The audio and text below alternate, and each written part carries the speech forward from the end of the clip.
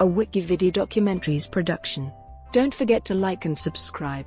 Enjoy. Misterogers Neighborhood.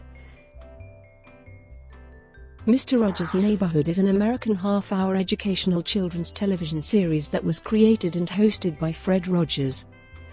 The series Misterogers debuted on the 15th of October 1962 on CBC Television. In 1966, Rogers moved back to the United States, creating Misterogers Neighborhood, later called Misterogers Neighborhood, on the regional Eastern Educational Network. The U.S. national debut of the show occurred on February 19, 1968. It aired on NET and its successor, PBS, until August 31, 2001. The series is aimed primarily at preschool ages 2 to 5, but it was labeled by PBS as appropriate for all ages. Misterogers Neighborhood was produced by Pittsburgh, Pennsylvania public broadcaster and Rogers non-profit production company Family Communications Incorporated, previously known as Small World Enterprises prior to 1971. The company was renamed the Fred Rogers Company after Rogers' death. In May 1997, the series surpassed Captain Kangaroo as the longest-running children's television series, a record the series held until July 2002, when Sesame Street beat Mr. Rogers' record. The series could be seen in reruns on most PBS stations until August 31, 2007, when it began to be removed by various PBS stations, and then permanently removed from its daily syndicated schedule by PBS after August 29, 2008. 11 years after Mr. Rogers' Neighborhood concluded, PBS debuted an animated spin-off, Daniel Tiger's Neighborhood, a 50th anniversary tribute show, hosted by actor Michael Keaton, titled Mr. Rogers. It's You I Like, premiered on PBS stations nationwide on March 6, 2018. History. The series had its genesis in 1953, when Rogers and Josie Carey joined the newly formed public television station WQED. On April 5, 1954, debuted The Children's Corner, a program featuring Rogers as puppeteer and composer with Carey as host and lyricist, in an unscripted weekday afternoon live television program. It was this program where many of the puppets, characters and music used in the later series were developed, such as King Friday the 13th, Daniel Tiger, and X the Owl. It was also the time when Rogers began wearing his famous sneakers, as he found them to be quieter than his work shoes while he was moving about behind the set. The show won a Sylvania Award for Best Children's Show, and was briefly broadcast nationally on the NBC television network. Rogers moved to Toronto, Ontario, in 1961 to work on a new series based on The Children's Corner, which was called Mr. Rogers, a 15-minute program on CBC Television. Mr. Rogers aired on CBC for about 4 years, and a number of the set pieces that he would take with him back to the US, such as the trolley and castle, were created for the Canadian program by CBC designers and in collaboration with producer Bruce Attridge. Most importantly, Rogers appeared on camera in the new show rather than only appearing through puppets or characters. Fred Rainsbury, head of children's programming at CBC, persuaded Rogers to appear on camera in the new show after seeing him interact with children. Ernie Coombs, one of the Americans whom Rogers brought with him to help develop the CBC show, would remain with CBC after Rogers returned to the US. Coombs first appeared as Mr. Dressup in the CBC program Butternut Square, conceived and produced by Attridge. Coombs then helped to develop what became Mr. Dressup, which continued for several decades. In 1966, Rogers acquired the rights to his program from the CBC and moved the show to Pittsburgh, where he had worked on The Children's Corner. He renamed the show Mr. Rogers' Neighborhood, which initially aired regionally in the northeastern U.S. through WQED, including educational stations in Boston, Washington, D.C., and New York City. The 100 episodes of the half-hour show incorporated the Neighborhood of Make-Believe segments from the CBC episodes, with additional reality-based opening and closing material produced in Pittsburgh. The series was cancelled in 1967 due to lack of funding, but an outpouring of public response prompted a search for new funding. In 1967, the The Sears Roebuck Foundation provided funding for the program, which enabled it to be seen nationwide on national educational television. Taping began on September 21, 1967 for the first national season. The first national broadcast of Misterogers Neighborhood appeared on most net stations on February 19, 1968. In 1970, when PBS replaced net, it also inherited this program. Around the same time the show had a slight title change, to the more familiar Misterogers Neighborhood. The show was broadcast from February 19, 1968 to February 20, 1976, and again from August 20, 1979 to August 31, 2001. The final episode was taped on December 1, 2000. The studio act in Pittsburgh where the series was taped was later renamed the Fred Rogers Studio. Format: during each half-hour segment, Rogers speaks directly to the viewer about various issues, taking the viewer on tours of factories, demonstrating experiments, crafts, and music, and interacting with his friends. Rogers also made a point to simply behave naturally on camera rather than acting out a character, stating that, "One of the greatest gifts you can give anybody is the gift of your honest self. I also believe that kids can spot a phony a mile away." The half-hour episodes were punctuated by a puppet segment chronicling occurrences in the neighborhood of make-believe. Another segment of the show consisted of Rogers going to different places around the neighborhood, where he interviews people to talk about their work and other contributions that focused on the episode's theme, such as Brockett's Bakery, Bob Tro's Workshop, and Negris Music Shop. In one episode, Rogers took the show behind the scenes on the set of The Incredible Hulk, which aired on CBS from 1978 to 1982. At the start of each episode, the show's logo appears as the camera pans slowly over a model of the neighborhood, while the neighborhood trolley crosses several streets from left to right as the text reads, "Mr. Rogers talks about," as the camera goes from the neighborhood to inside the Rogers television house. From 1979 to 1981, an alternate version of the opening sequence was used. Usually, the camera goes from the neighborhood to out on the porch of the Rogers television house, where the viewers see Fred Rogers coming for a visit before he enters the house. This is the same model electric trolley that later in the program will transport viewers into the neighborhood of make-believe. After the camera goes from the neighborhood to inside the Rogers television house, Fred Rogers is seen coming home with his jacket on, singing, "Won't You Be My Neighbor?" He goes into the closet door by taking off his jacket and hanging it up, and grabs a cardigan zipper sweater to put on.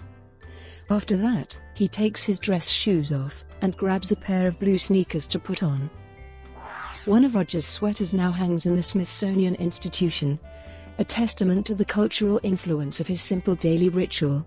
At the end of each episode, Rogers sang, "It's Such a Good Feeling," when he took off a pair of blue sneakers as he says, "You're alive," in a higher-toned voice, and grabs his dress shoes to put it back on, and then, he snaps his fingers 2 times.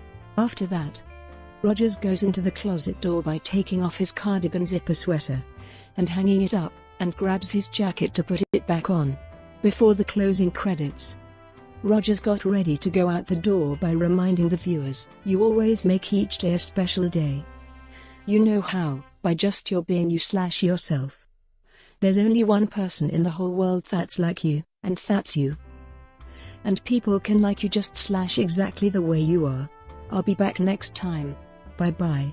During the closing credits, which is complete with the show's logo and the episode number, the camera would perform a reversed version of the opening sequence's pan shot, while the neighborhood trolley crosses streets from right to left. Starting in 1979, episodes were grouped into week-long series, with each series focused on a particular topic. Rogers' monologues throughout the week explore various facets of the topic, and the ongoing story from the neighborhood of make-believe serves as illustration. Rogers covered a broad range of topics over the years, and the series did not shy away from issues that other children's programming avoided. In fact, Rogers endeared himself to many when, on March 23, 1970, he dealt with the death of one of his pet goldfish. The series also dealt with competition, divorce, and war. Rogers returned to the topic of anger regularly and focused on peaceful ways of dealing with angry feelings. Beginning in the third season, Mr. Rogers always made a clear distinction between the realistic world of his television neighborhood and the fantasy world of make-believe. He often discussed what was going to happen in make-believe before the next fantasy segment was shown, and sometimes acted out bits of make-believe with models on a table before the camera transitioned to the live-action puppet rendition. The miniature motorized trolley, which was known in character form as Trolley, with its accompanying fast-paced piano theme music, was the only element that appeared regularly in both the realistic world and make-believe. It was used to transport viewers from one realm to the other. Rogers, however, was mentioned from time to time in make-believe, particularly by Mr. McFeely, who appeared occasionally in the make-believe segments and seemed to form a link between the two worlds. The idea of the trolley came from Rogers. When he was young, there had been lots of trolleys operating in Pittsburgh, and he liked riding on them. This reality/fantasy distinction put Rogers' series in sharp contrast with other children's series, such as Sesame Street and Captain Kangaroo, which freely mixed realistic and fantastic elements. Trolley was a character in its own right.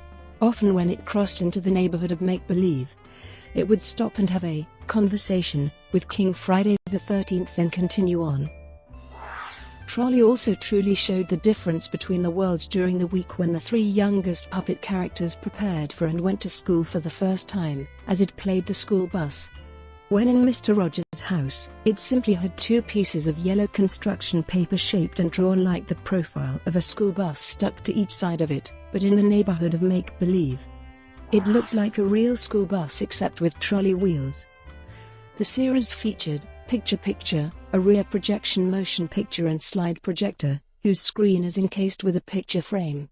In early episodes, Picture-Picture would show various films or slides at Mr. Rogers' command. After the material was presented, Mr. Rogers would thank Picture-Picture, in which it will return a "You're welcome" on its screen. After 1970, Picture-Picture no longer operated magically, becoming merely a projector.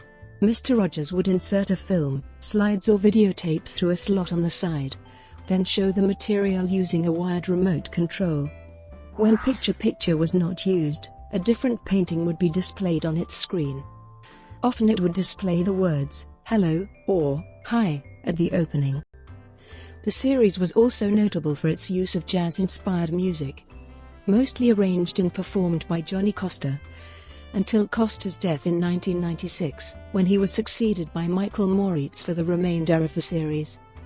The music was unique in its simplicity and flow that blended with the series' sketches and features.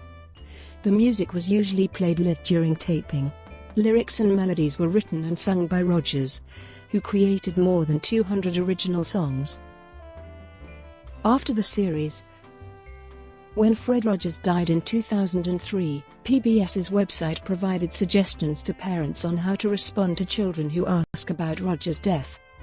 Beginning September 3, 2007, some PBS affiliates began replacing the show with new programs such as Super Y, Word Girl and Word World.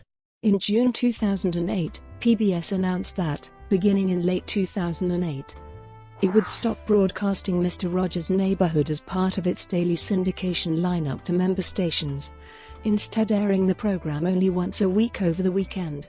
Milwaukee PBS, for example, still carries the show once a week, on Sunday, over its primary HD/SD channel. Beginning on September 1, 2008, the Neighborhood program was replaced by new programming such as Martha Speaks, Sid the Science Kid, and an update of The Electric Company. However, individual member stations have the option of airing the Neighborhood independently of the PBS syndicated feed, with Series Homed in particular continuing to air the series daily until 2010. There was a campaign in 2008 and 2009 to urge PBS and all member stations to bring the show back 7 days a week. To celebrate the 50th anniversary of the series' national premiere, PBS aired select episodes of Mr. Rogers' Neighborhood for a week in February 2018. Animated spin-off. In July 2011, During the annual Television Critics Association Summer Press Tour, it was announced that a new animated spin-off series, Misterogers Neighborhood, was in production. The show debuted on most PBS stations on September 3, 2012.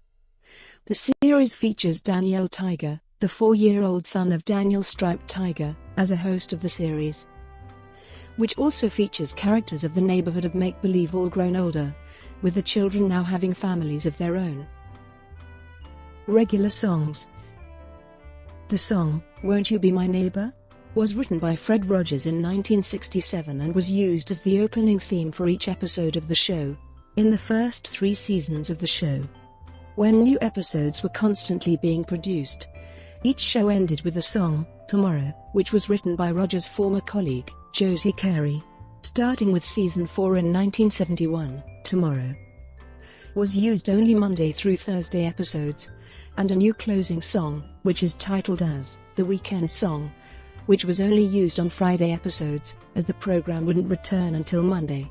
Eventually, the "Tomorrow" song was removed entirely due to copyright issues, and by 1973, Rogers sang "It's Such a Good Feeling" at the end of each episode.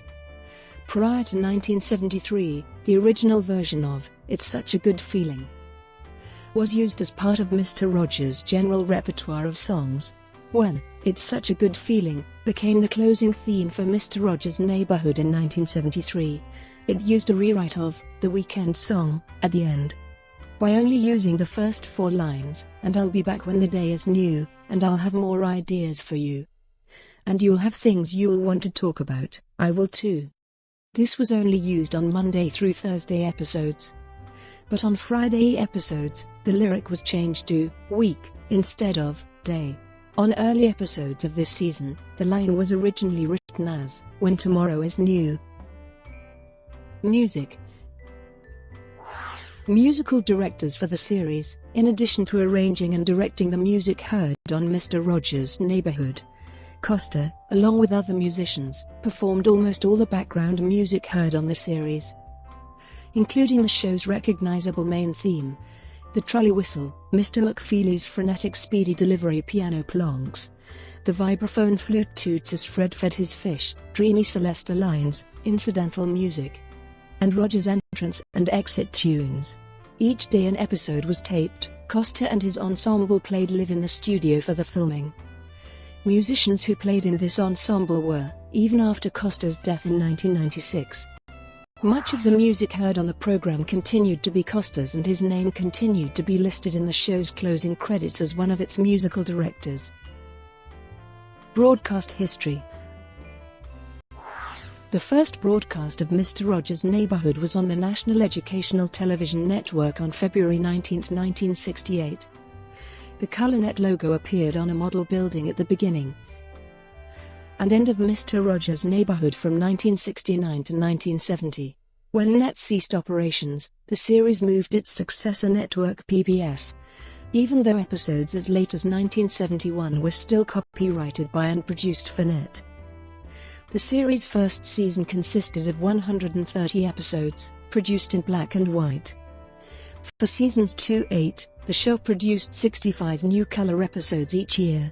By the end of season 8, this meant there was a library of 455 color episodes which could be repeated indefinitely. As a result of dwindling funds needed to produce the show, the decision was made to wrap up production of the series, much to Rogers' chagrin. As a consequence, season 9 consisted of only 5 episodes. These 5 new episodes featured Mr. Rogers in his workshop, watching scenes of past episodes of his series, which he recorded on videocassettes and kept on the shelf in his workshop. On the Friday episode of that week, he reminded viewers that they, too, could watch many of those old episodes beginning the following week. 2 primetime episodes were produced and aired as specials: a Christmas show in December 1977 and a springtime-themed show in June 1979. In 1978, with more funding secured, production of the series resumed, with the Night Awards freshening up the show by producing 15 new episodes per year.